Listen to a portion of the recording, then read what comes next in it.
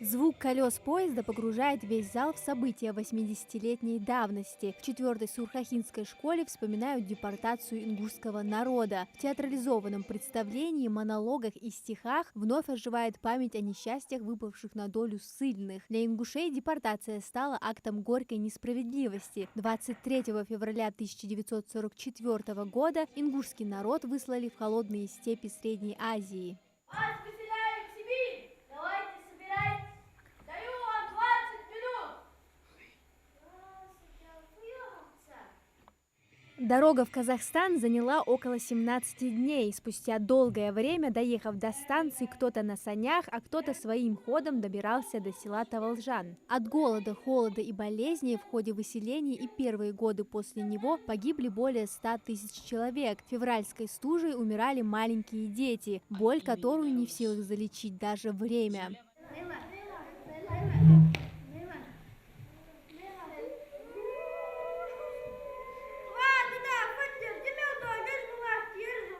Учащиеся, со слов организаторов, долго и ответственно готовились к этому дню, а такое пронзительное выступление никого не может оставить равнодушным. Среди зрителей здесь и Сулейм Аушев. Он родился в 1956 году. О тех трагических событиях помнит со слов старших, знает, что надежда у наших предков была всегда.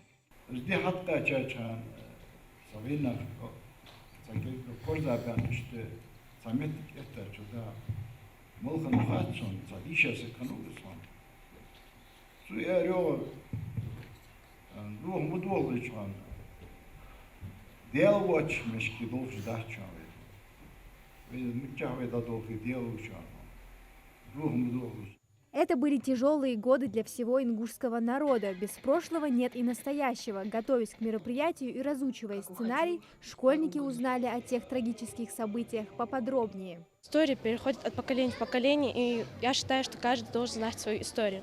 Историю своих отцев и праотцев. Я узнала очень много, подготовилась к этому мероприятию.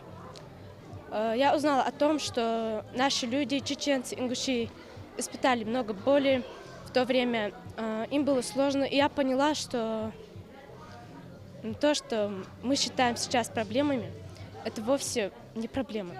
В 1957 году эта трагическая история была признана советским правительством как незаконная. Было разрешено вернуться на родные земли. Жаль, что до реабилитирования дожили не все. Знать историю, которую унесла тысячи невинных жизней, оставила детей без родителей, братьев, сестер, бабушек и дедушек, должен знать каждый житель Ингушетии. Такие мероприятия надо побольше проводить, если честно, для того, чтобы для воспитания патриотического и духовного воспитания, так сказать.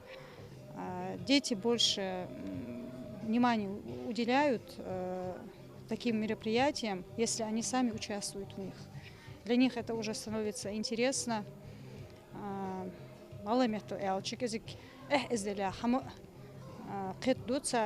Рана эта кровоточила 13 лет. Сплоченность и желание строить дальше свое будущее среди незнакомых мест и людей – вот что поддерживало их все это время. Спектакль показал, какой ценой устояли наши предки. Несмотря на постигшие удары судьбы, их ничто не сломило. Они вернулись на малую родину, сохранив целостность, культуру, язык и традиции. Мы отдаем дань мужеству и стойкости тем, кто выдержал все тяготы жизни и не потерял веру в лучшее. Амина Зязикова, Акрамат Дасхоев, Магаз 24.